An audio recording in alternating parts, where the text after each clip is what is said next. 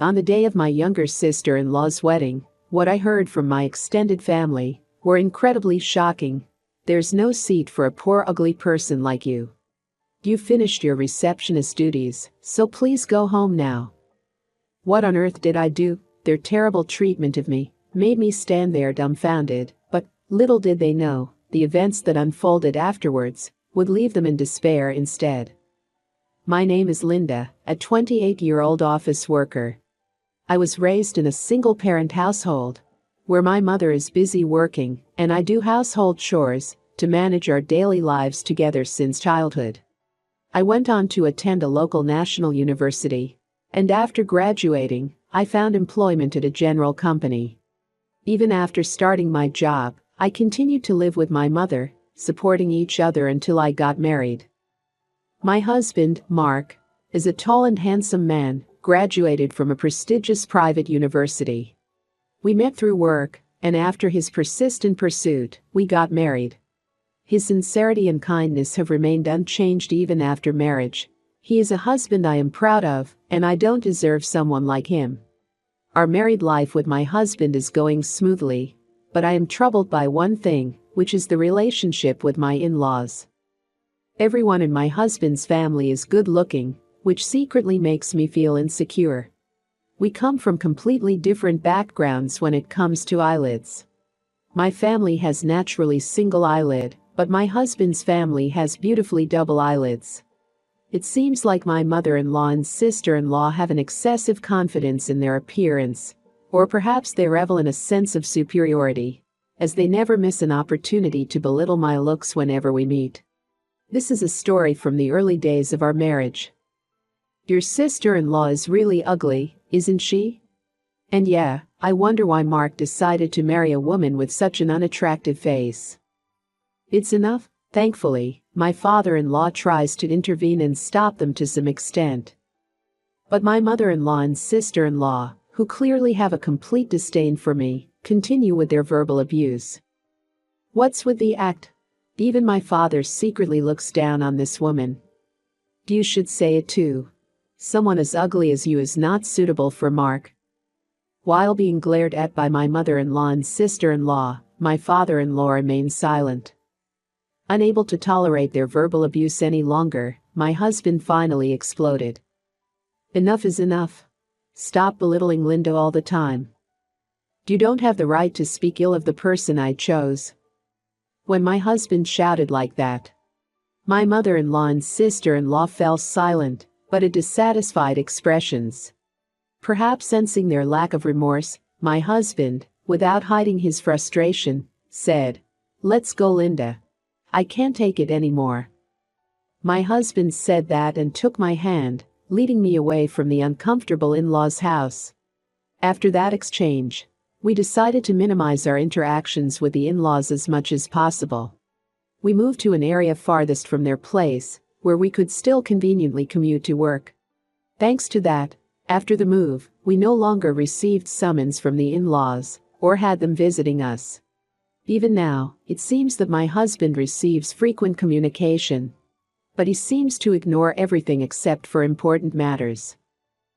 After cutting off contact with my in-laws and leading a peaceful life, one day my husband received a message from my sister-in-law.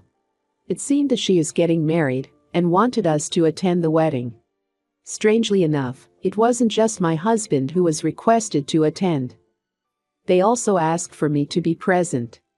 Despite the fact that my sister-in-law dislikes me so much, I wonder what could have prompted this change of heart. "Linda, are you okay? You don't have to attend if it's too much for you, you know?" "Yeah, it's a special celebration, I'll attend." I had a slight feeling of unease, but I felt like if I declined, something would be said. So, I decided to participate in my sister-in-law's wedding. And on the day of the wedding, when we arrived at the venue, my husband was immediately guided to the family waiting room. I tried to follow my husband, but I was stopped by my mother-in-law outside the waiting room. "Wait a moment. You will be in charge of the reception." "Huh?" I was suddenly taken aback by being separated from my husband. And my mother-in-law continued speaking. "I hope you understand, But if you try to pocket the wedding gift, I won't tolerate it." My mother-in-law, with those words, arrogantly made her point. While I was still trying to process what she said, feeling dumbfounded, she walked away from the scene. On the day itself, I became irritated by the sudden order, but my mother-in-law, whom I should have argued with, had already left. Leaving me with no opportunity to say anything, I reluctantly followed her instructions. As I finished the reception and was about to enter the venue, my mother-in-law appeared again. She stopped me from entering the venue and, without offering any words of encouragement, said something even more unbelievable than before. "Wait a moment. Please don't enter the venue." "How, what do you mean?" "I was supposed to be invited to my sister-in-law's wedding. So what does she mean by telling me not to enter the venue?" I couldn't understand my mother-in-law's words and asked for an explanation. However, her response was incredibly cruel. "I meant it literally. I invited you just to handle the reception. I won't let someone like you participate in my daughter's wedding. Now that your job is done, just go home. There's no place here for an ugly and poor person like you." Wah! With a snort and mocking laughter, my mother-in-law turned on her heels. I was left stunned by her cruel treatment and couldn't move from the spot for a while. I later learned from my husband that he was busy greeting relatives at that time. When he finished the greetings and noticed my absence, he had a bad feeling and checked the seating chart. He quickly realized that my seat was missing and hurried back to the family waiting room to confront my mother-in-law. "What's going on? Why isn't Linda's seat here? Didn't you all insist on inviting her?" My husband shouted angrily, expressing his frustration. According to him, my mother-in-law and sister-in-law responded, with faces that seemed to consider it obvious. "We're not going to let someone like her attend Emily's special wedding. We didn't prepare a seat for a poor, ugly woman from a single-parent household from the beginning. We are ashamed to let such an ugly woman meet everyone as a wife of her brother. So, we just let her serve as a receptionist and go home. You don't want to attend with such a person, do you?" Without any remorse, the women grinned and laughed. It seemed that the husband was at a loss for words. "Did Dad know about this?" My husband snapped at my father-in-law, regaining his composure. My father-in-law, in a flustered manner, replied, "Well, it would spoil the festive atmosphere, wouldn't it?" My father-in-law awkwardly made excuses. In other words, it meant that he had knowingly ignored the intentions of my mother-in-law and sister-in-law. My husband was extremely furious with such family members. It seems he shouted with a red face, bursting with anger. "Both Dad and Mom, and even my sister, all of you are the worst. Fine. If you're going to have that kind of attitude, I have my own thoughts too." Saying that, the husband glared at them and left the waiting room. It is said that he then made a phone call to a certain place. "Oh, I see, I understand. Well then." After ending the call, the husband put away his smartphone. At that moment, my mother-in-law, with an exasperated expression, came to bring him back. "Mark, stop saying foolish things and come back to the venue quickly. The ceremony is about to start." My mother-in-law doesn't change her attitude that it's only natural for her not to allow me to attend. Just as my husband was about to explode with anger again at her, a staff member from the wedding venue rushed over in a flustered manner. "Oh no, it's a disaster. The majority of the groom's guests have left." What? What on earth happened?" Upon receiving the report from the wedding venue staff, the in-laws hurriedly made their way to the venue. As the staff had mentioned, despite the imminent start time of the ceremony, the guests who were supposed to attend had disappeared in large numbers. Seeing the empty and deserted venue, the bride's parents, who had also received the same report, were standing there in shock, stunned and motionless. Upon witnessing this, the husband reportedly said, "Well then, I'll leave too," and left the scene. Around the time when the husband left the venue, I, who had been expelled from the venue, couldn't bring myself to go home alone. Instead, I wandered around the vicinity of the venue, killing time until the end of the ceremony. I had sent a message to my husband, informing him that I was waiting outside after being expelled by my mother-in-law, so I hoped he would join me after the ceremony. As I waited for my husband, a group of men in suits started coming out from the venue. It was still early considering my sister-in-law's wedding had just finished, so it must have been another wedding that had ended. Oddly enough, they didn't seem to be carrying any wedding favors. While pondering about this, I absent-mindedly observed the group. To my surprise, the group started approaching me, and the man at the front called out to me, "Are you Linda? We are always grateful for your mother's kindness." Huh? By the man, who bowed and said that, and the people behind him, I was bewildered. The man in front of me seems to know me, but I didn't recognize the person. So I was at a loss for how to respond when someone I didn't remember bowed to me. My husband came out from the venue. "Ah, there you are. Linda, sorry for making you wait." "And Mark? Wait, why isn't it time for the ceremony to end yet?" "N.A. Ah, yeah, I left without participating in the ceremony." When I was bewildered and asked him, my husband said it with a smile, appearing somewhat refreshed. His demeanor only added to my confusion. "Huh? You're not participating in the ceremony, why?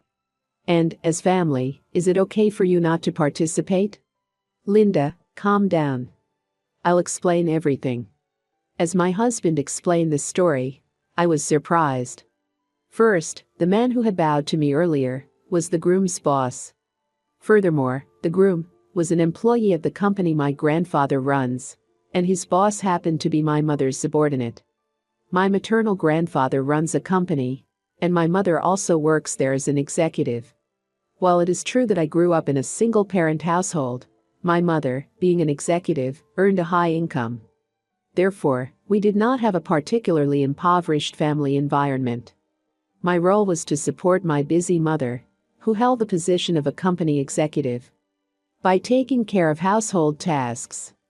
The derogatory comments from my mother-in-law and sister-in-law, labeling me as a poor person, stemmed from their own assumptions that being in a single-parent household meant being impoverished. It turns out that they were simply projecting their own beliefs onto me. By the way, my husband was well aware of our family situation, and he himself had interactions with my grandfather's company due to his own work. It seems that he was already acquainted with the groom prior to this because of their previous encounters. The person my husband called when he left the family waiting room was indeed this groom's boss. My husband apparently told the groom's boss about the terrible treatment I received, where despite my in-laws inviting me to the wedding. Upon hearing that, the groom's boss became indignant and said that he didn't want to celebrate a couple who would treat someone in such a manner.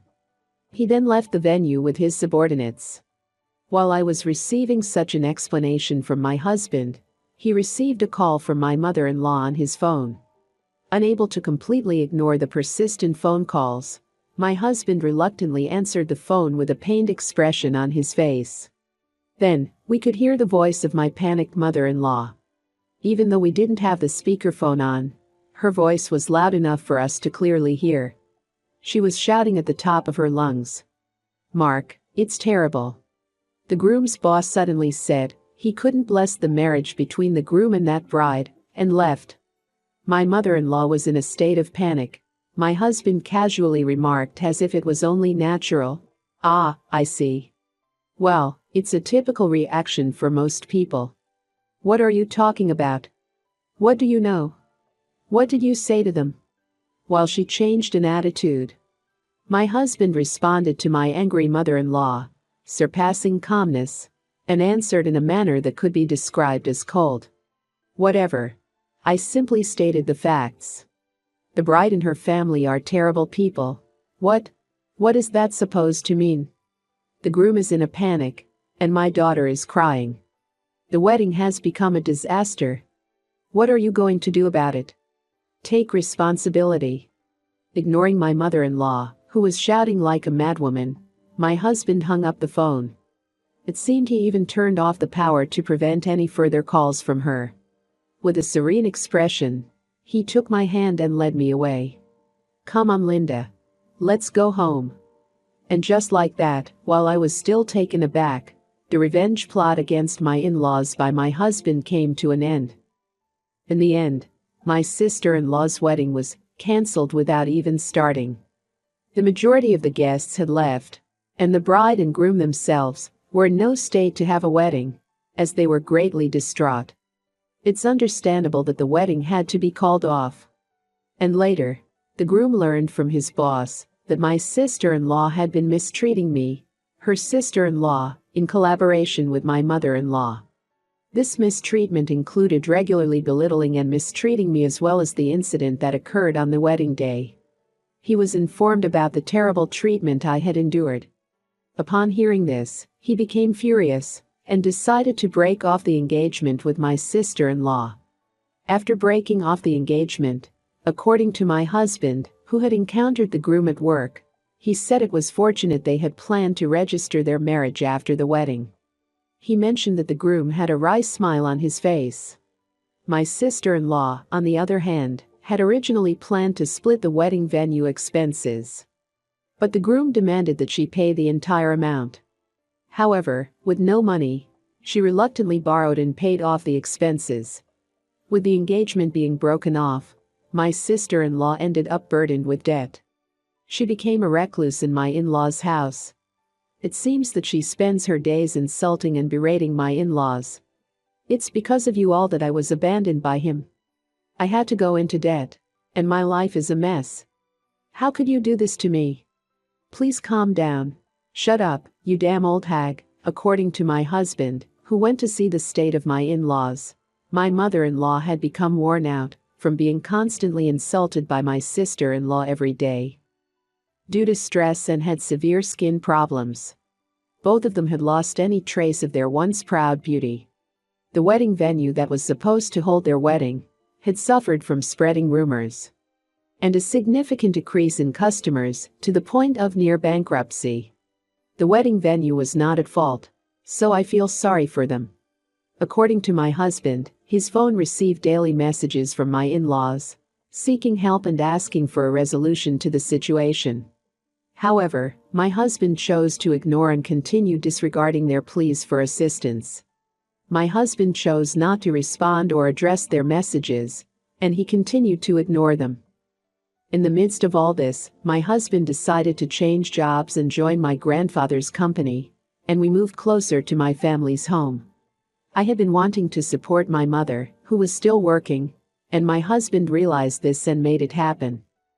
I'm very happy about my husband's thoughtfulness. Additionally, when we moved, my husband changed his phone number, completely cutting off all ties with my in-laws. Recently, my husband's phone hardly rings at all, and we are able to enjoy peaceful days. I won't have to hear anything from my in-laws anymore. From now on, my husband and I can focus on enjoying a happy life together.